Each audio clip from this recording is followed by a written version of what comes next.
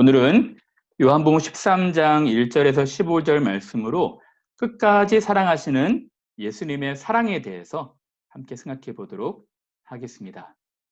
우리가 잘 알고 있듯이 예수님께서는 돌아가시기 전에 전날 밤 저녁에 12 제자들과 함께 식사를, 최후의 만찬을 하셨습니다.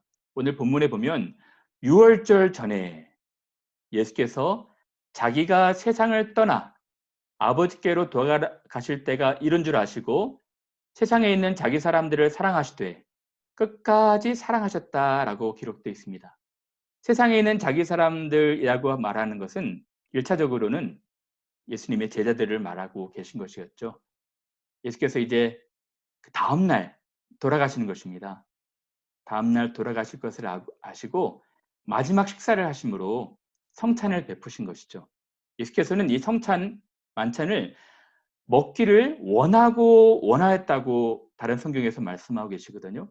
왜 그러셨을까요? 제가 지난번 교리 공부 때 말씀을 드렸던 것처럼 믿음이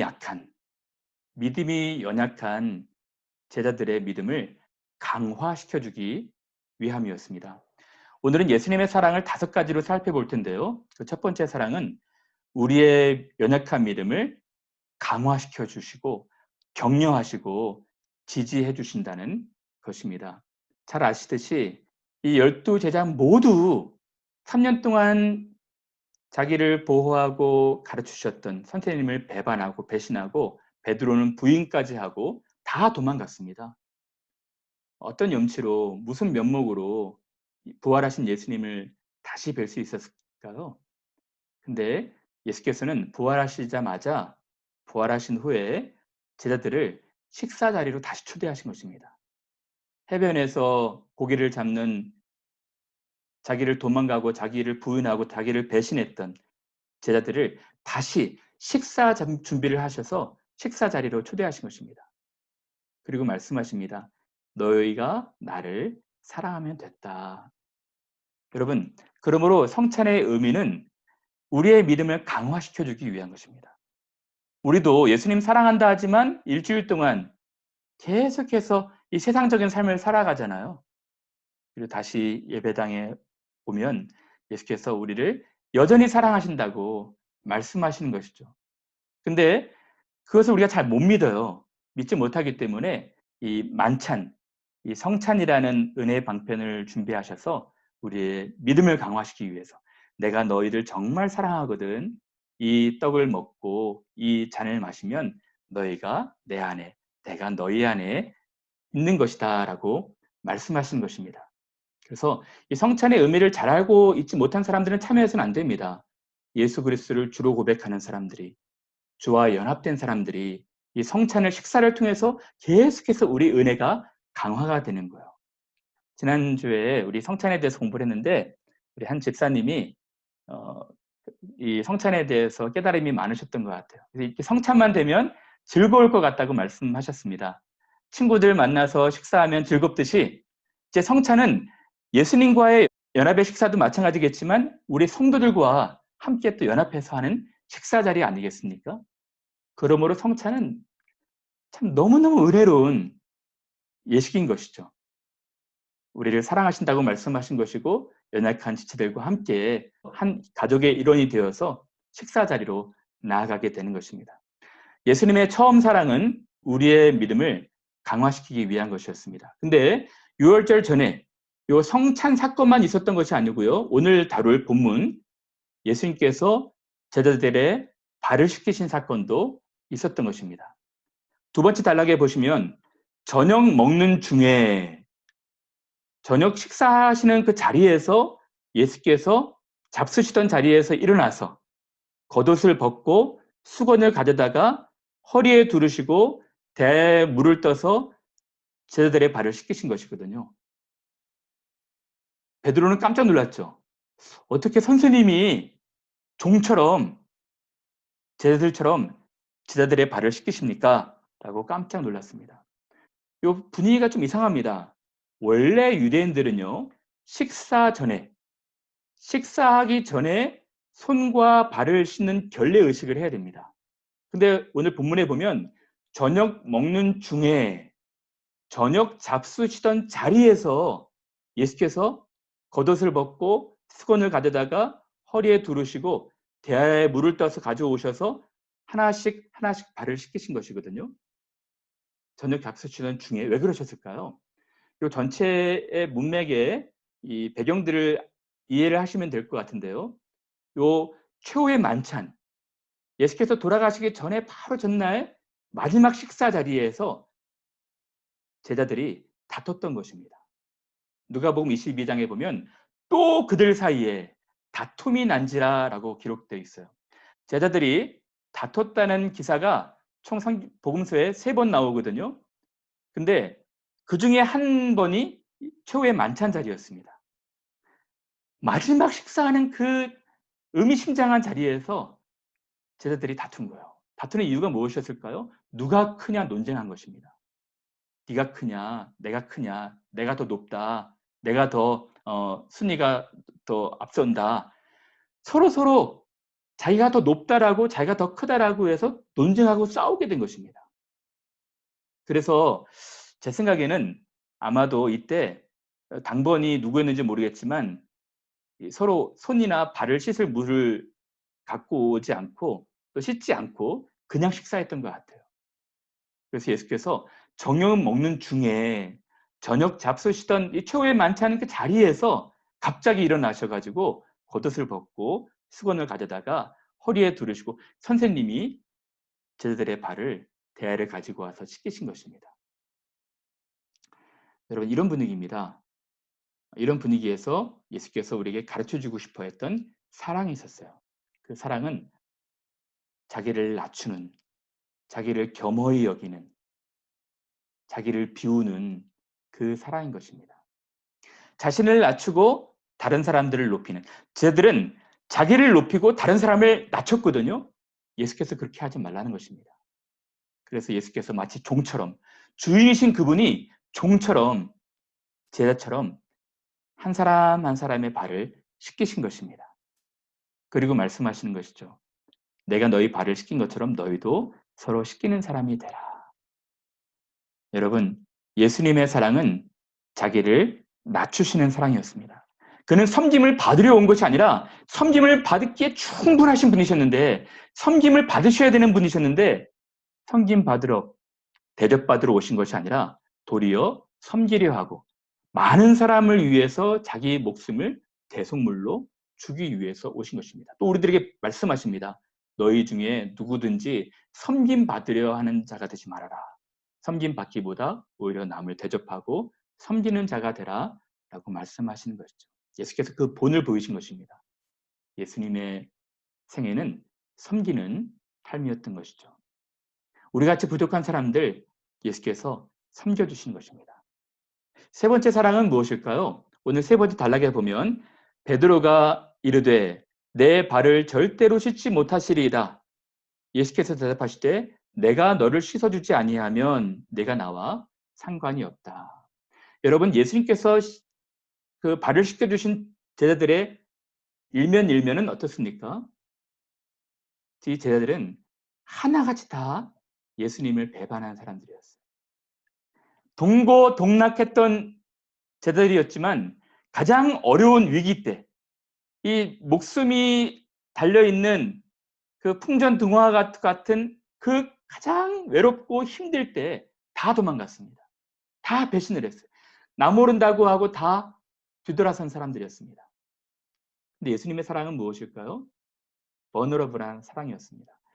거절당할 것, 상처받을 것을 아시면서도 그들을 사랑하시고 그들을 품으시고 그들에게 다가가시는 사랑이었어요. 여러분, 저는 진정한 사랑은 버너러블한 사랑이라 생각이 됩니다. 철옹성처럼 철 갑옷을 입고 상처받지 않으려고 상처받는 것이 두려워서 자기를 단단히 족쇄처럼 이렇게 방어하는 것이 아니라 상처받을 것을 알면서도 거절당할 것을 알면서도 다가가는 사랑. 그 사랑이 진정한 사랑이라 생각이 들어요. 그런 면에서 선교사님들을 한번 생각해 봤으면 좋겠습니다. 선교사님들은요, 이 선교지에 가면 냉대와 멸시와 또 조롱과 반대와 거절을 당할 것을 아는 분들입니다.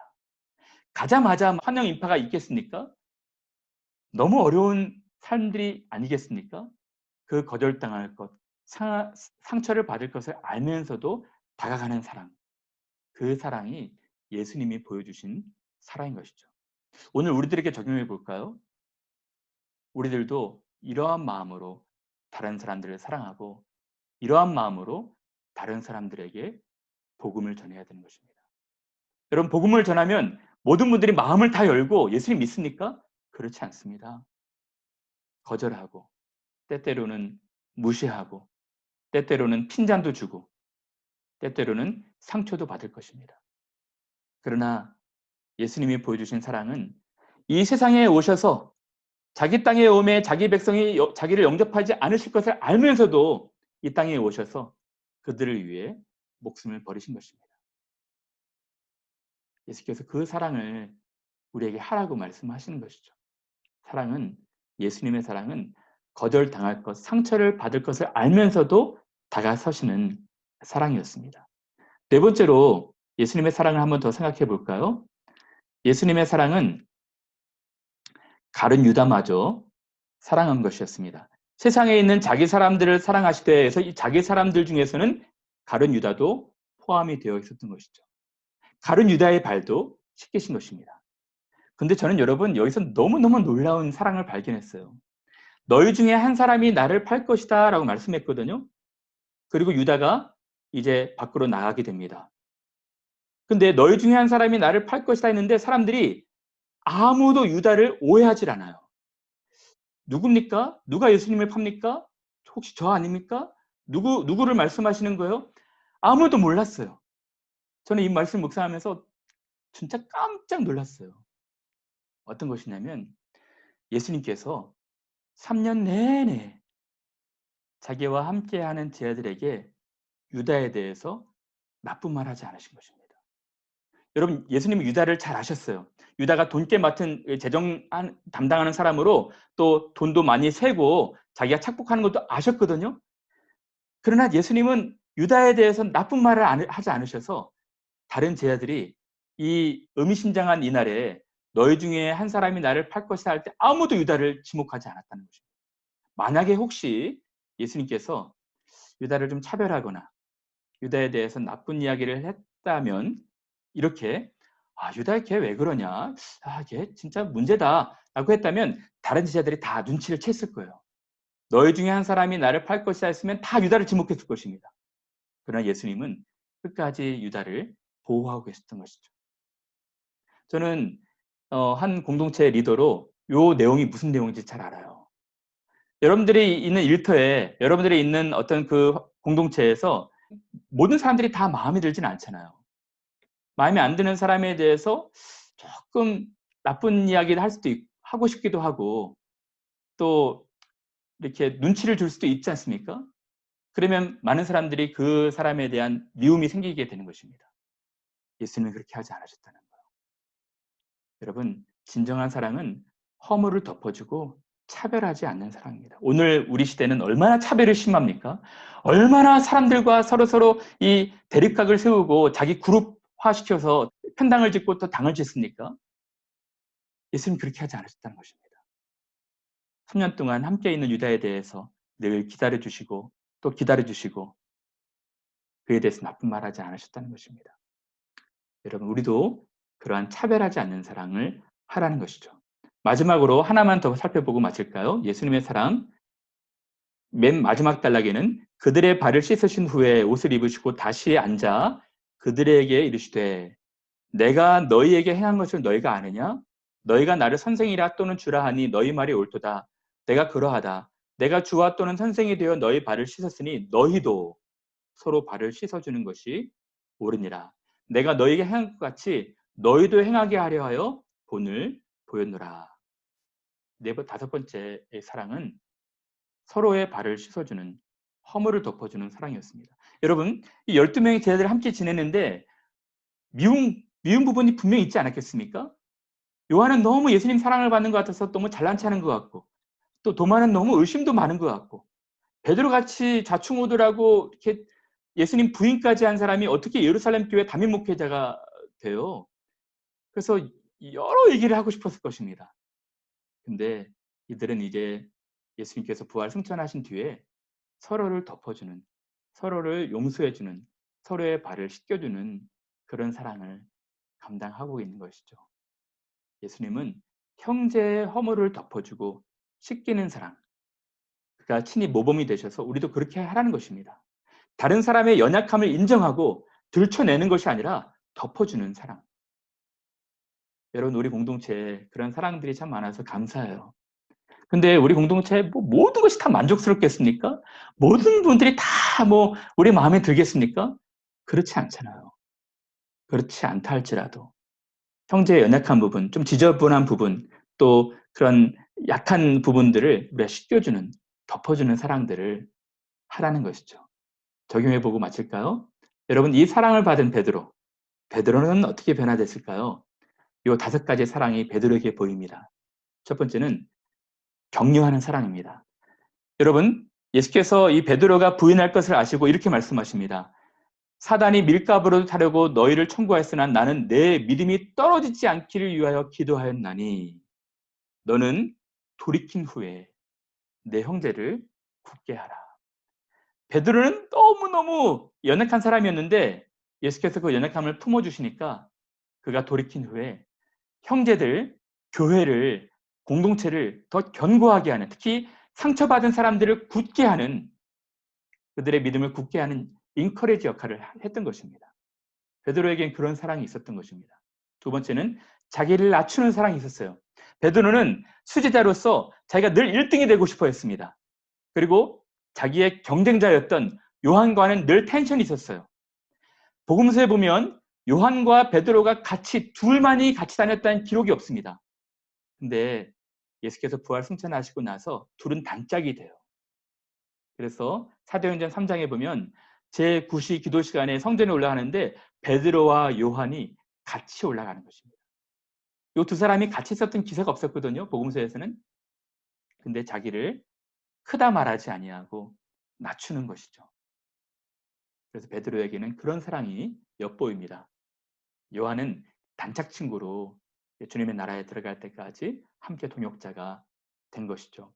그리고 베드로의 사랑에서는 또 버너러블한 사랑이 보입니다. 거절당할 것을 알고 상처를 받을 것을 알면서도 그는 선교하고 있지 않습니까? 그는 고넬료를 만난 뒤에 또 다른 이방인들에게 적극적으로 그들에게 거절당할 것을 알면서도 로마에까지 가서 선교하고 있었습니다. 그들을 택하신 족속, 왕 같은 제사장, 거룩한 나라라고 외치면서 복음을 전했던 것이죠. 네 번째는 차별하지 않는 사랑이었습니다. 처음에 유대인들은 얼마나 자기가 많았습니까? 자기만이 구원받은 백성들이라 말했지만 이제 베드로가 앞장서서 복음을 전하게 되고 복음으로 인해서 고난받는 사람들을 위해서 베드로전서, 베드로후서에서 그들을 위로하고 격려하고 있었던 것입니다. 처음에는 고넬료에게 부름받았을 때 주저주저 했지만 하나님께서 말씀하실 때 그가 순종하고 차별하지 않았던 것이죠. 마지막으로는 서로 봉사할 것, 서로 대접하고 서로 용서하고 서로 섬겨줄 것을 권면하고 있습니다. 너희가 다 마음을 같이하여 동정하며 형제를 사랑하며 불쌍히 여기며 겸손하며 서로 대접하기를 원망 없이 하고 서로 봉사하라. 여러분, 원래 베드로는 이런 사람이 아니었어요. 근데 자기 사람을 사랑하실 때 끝까지 사랑하시는 그 예수님의 사랑을 경험하고 내가 너희를 사랑한 것처럼 너희도 서로 사랑하라 말씀을 듣고 사랑의 사람으로 변화되고 있었던 것입니다. 여러분, 사랑이 사람을 변화시키는 것입니다.